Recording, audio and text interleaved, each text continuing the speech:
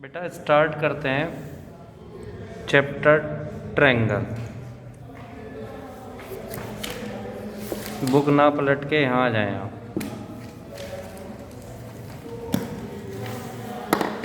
बच्चे देखो, सर्किल आपका हो चुका है। अब स्टार्ट हुआ ट्रायंगल। ज्योमेट्री के नाम पे आपके साथ मजाक किया जाता है 9th में, उसको भोगना हमें पड़ता है यहाँ 10th में। तो आप आराम से देखें, टाइम ही टाइम है हमारे पास। इस चैप्टर के ख़त्म होने के बाद आपको 10 ईयर पर स्टार्ट करा दी जाएगी। 10 ईयर विद RS अग्रवाल, दोबारा पूरा सिलेबस होगा। लेकिन आप इस चैप्टर को टाइम दें, क्योंकि ट्रायंगल में समस्या ये है कि आप 9th में PhD करके आए हैं ज्योमेट्री में, वो PhD हमें झेलनी पड़ती है यहाँ 10th में। तो आप आराम से करें इस चैप्टर को, बहुत शांति से। तो बच्चे, ट्रायंगल में वैसे तो 4 थ्योरम थी, इस बार एक हटा दी गई है। हटाने से फ़ायदा पता है मुझे, वो कन्वर्ज उसी की है, ऐसे उंगली मत दिखावे मुझे पता है। तो बच्चे एक्चुअल में करना तो यूजेस तो आपने सभी के करने हैं। तो कुल मिला के बात करते हैं ट्रायंगल की पहली थ्योरम, जिसे BPT कहते हैं, बेसिक प्रोपोर्शनलिटी थ्योरम। देखो 4 थ्योरम है, 4 एक्सरसाइज हैं। जो पाइथागोरस और उसका जो कन्वर्ज है वो आपके इस बार सिलेबस में नहीं है। मतलब थ्योरम सिलेबस में नहीं है, क्वेश्चन सिलेबस में है, ये फ़र्क समझ लेना। पाइथागोरस थ्योरम के जो क्वेश्चन आएंगे वो सिलेबस में है, वो पहली 2 एक्सरसाइज में भी आ जाएंगे। तो आप पाइथागोरस थ्योरम तो सिलेबस में ना होने का कोई बड़ा काम भी नहीं हुआ, आपने पहले से ही पढ़ा हुआ है 6th क्लास से कि h² = b² + p² होता है। अब पहली बात करते हैं BPT। BPT का मतलब होता है बेटा बेसिक प्रोपोर्शनलिटी थ्योरम। बहुत शांति से, कुछ तो 3 दिन में आज मैं उठा बुखार में से, बुखार तो एक ही दिन था और हालत ख़राब कर दी। BPT का मतलब होता है बेटा बेसिक प्रोपोर्शनलिटी थ्योरम। प्रोपोर्शनलिटी का मतलब होता है रेशियो। इसे थेल्स थ्योरम भी कहा जाता है। थेल्स थ्योरम का मतलब इसलिए कहा जाता है इसे थेल्स थ्योरम, क्योंकि वो मैथमेटिशियन जिन्होंने इसे डिस्क्राइब किया था वो थेल्स थे। तो मैथमेटिशियन अपने नाम से इसे थेल्स थ्योरम भी लिख देता है। कभी कभी इसे BPT लिखा जाता है, कभी कभी थेल्स थ्योरम। अब समझिए है क्या बच्चे, इस थ्योरम का स्टेटमेंट ये है कि अगर कोई ट्रायंगल है ABC,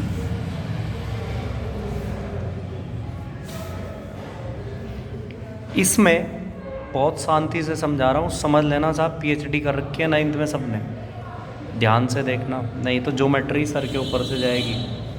ये सबसे टिपिकल चैप्टर नहीं है 10th का, लेकिन सब हर साल 10th वालों को लगता है। कारण ये है क्योंकि 9th में कुछ पढ़ के नहीं आए आप। सर मैं बिल्कुल इस तरह से पढ़ा रहा हूँ कि आपसे कुछ नहीं आता, आप शांति से देखें बस वीडियो। बच्चे देखो, अगर कोई ट्रायंगल है ABC में भी PQRDEF कुछ भी हो सकता है, मतलब कोई ट्रायंगल है, उस ट्रायंगल में एक साइड के पैरेलल, मान लो BC के पैरेलल DE ड्रॉ की जाए, तो ये जो डिवीज़न होता है ये सेम रेशियो में होता है।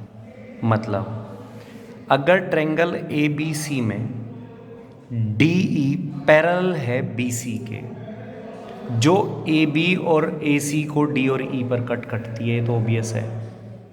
तो ये जो डिवीज़न हुआ, डिवीज़न मतलब ये D पर जो डिवीज़न हुआ है और E पर जो डिवीज़न हुआ है, किसका? AB और AC का। ये डिवीज़न प्रोपोर्शनल होगा। प्रोपोर्शनल का मतलब सेम रेशियो में होगा। मतलब सीधी सी लैंग्वेज में बात करें, इफ़ DE पैरेलल है BC के, अगर DE BC के पैरेलल है बच्चे, तो AD upon DB equal to होगा AE अपॉन EC, इसी को थिल्स थ्योरम कहते हैं। मतलब अगर एक ट्रायंगल में एक साइड के पैरेलल एक साइड ड्रॉ कर दी जाए, जो बची हुई दो साइड को दो अलग अलग पॉइंटों पर कट करे, तो जो ये डिवीज़न होता है ये सेम रेशियो में होता है। मतलब ये अपॉन ये इक्वल टू ये अपॉन ये होगा। ये ज़रूरी नहीं है ये DE यहीं ड्रॉ की जाए, प्रूफ आपको सिलेबस में है, बोर्ड में आएगा करना। पहले समझ लें, मान लो ये ट्रायंगल था PQR, समझ लेना इसे ध्यान से, नहीं तो क्वेश्चंस में फंसोगे। ये मान लो MN मैंने ड्रॉ कर दिया और मैं कह रहा हूँ कि MN जो है वो इसके पैरेलल है PQ के। तो डिवीज़न अगर ये इसके पैरेलल है तो बची हुई दो साइड का डिवीज़न हुआ है वो सेम रेशियो में है। मतलब RM upon MQ equal to होगा RN अपॉन NP।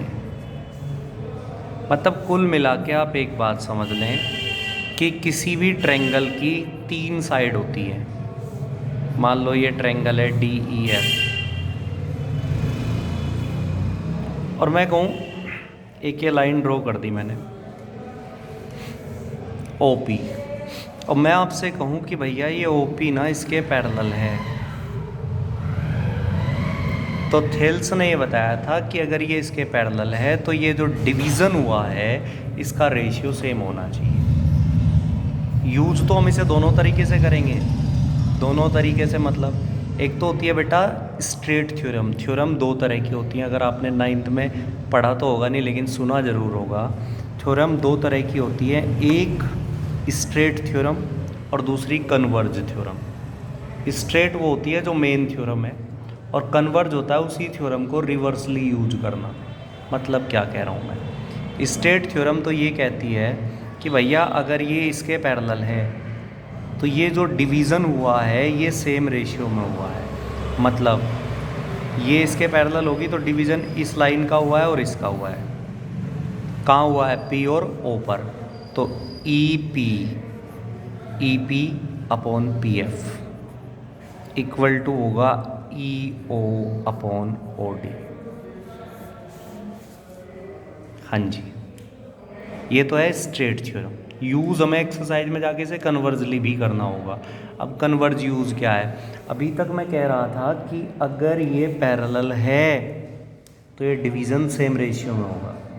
कन्वर्ज का मतलब है इसी स्टेटमेंट को उल्टा कर दो कि अगर ये सेम रेशियो में है तो ये पैरेलल होगी।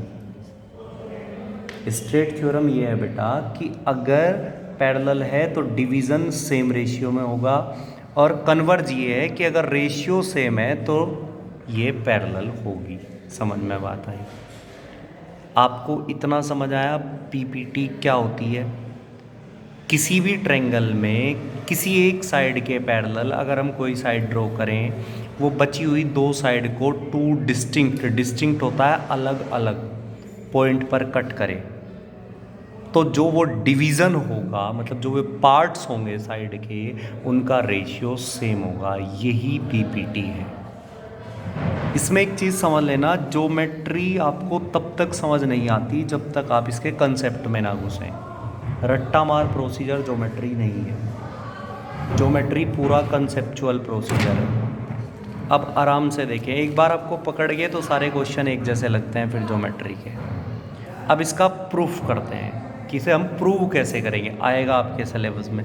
क्योंकि पहले तो ज़्यादातर क्या होता था, देखो बेटा 3 सेट में 2 थ्योरम आया करती थी। अब बाकी तो हटा ही दी गई हैं, थ्योरम ही 2 बची हैं 4 में से। तो उसमें एक BPT है तो ये आएगी, इसमें कोई इफ बट वाली बात बची ही नहीं है अब। तो अब इसका प्रूफ कैसे करेंगे? किसी भी थ्योरम के लिए इसका प्रूफ देखते हैं कैसे करेंगे। सबसे पहले आपको लिखना होता है गिवन क्या है आपको थ्योरम, उसके बाद आपने करना होता है प्रूव क्या करना है आपको। हर थ्योरम में यही 4 स्टेप लगते हैं। उसके बाद आपने देखना है कि आपने कुछ कंस्ट्रक्शन करनी है क्या इसके लिए। और उसके बाद आपने प्रूफ कर देना होता है। हर थ्योरम में 4 लीगल स्टेप हैं थ्योरम के। किसी भी थ्योरम को अगर आप प्रूफ देना चाहते हैं तो चारों स्टेटमेंट आपको देने होते हैं। गिवन में मैं क्या कह रहा था, बीपीटी क्या होती है कि अगर एक ट्रायंगल है, उसमें एक साइड के पैरेलल एक साइड ड्रॉ की गई, जो बची हुई 2 साइड को 2 डिस्टिंक्ट पॉइंट पर काटे, यही थी ना। तो आप लिखें given a triangle ABC in which, एक ABC ट्रायंगल बना लें आप,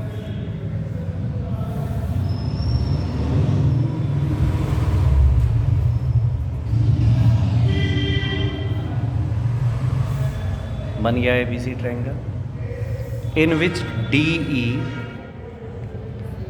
पैरेलल टू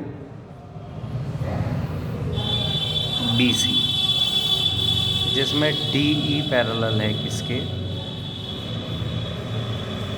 BC के। हाँ जी।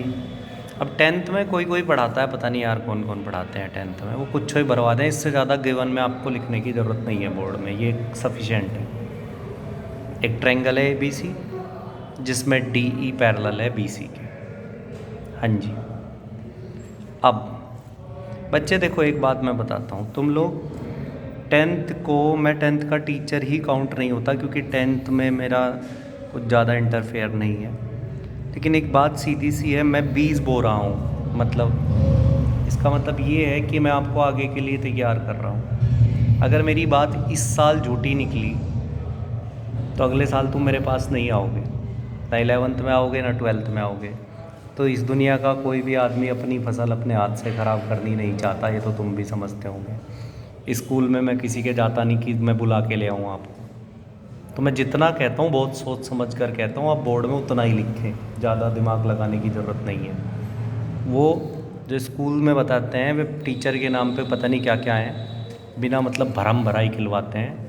आपको चीज़ें उतनी लिखनी है जितनी आपके लिए सफिशिएंट हो, बिना मतलब की चीज़ें लिखने से नंबर नहीं आते हैं।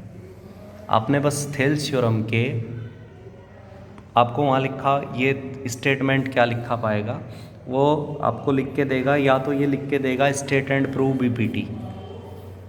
अगर ये ना लिख के दिया कि स्टेट एंड प्रूव बीपीटी, तो वहाँ क्वेश्चन ये लिख रहा होगा कि if in a triangle a side draw parallel to one side, cut other 2 side इन 2 डिस्टिंक्ट पॉइंट, देन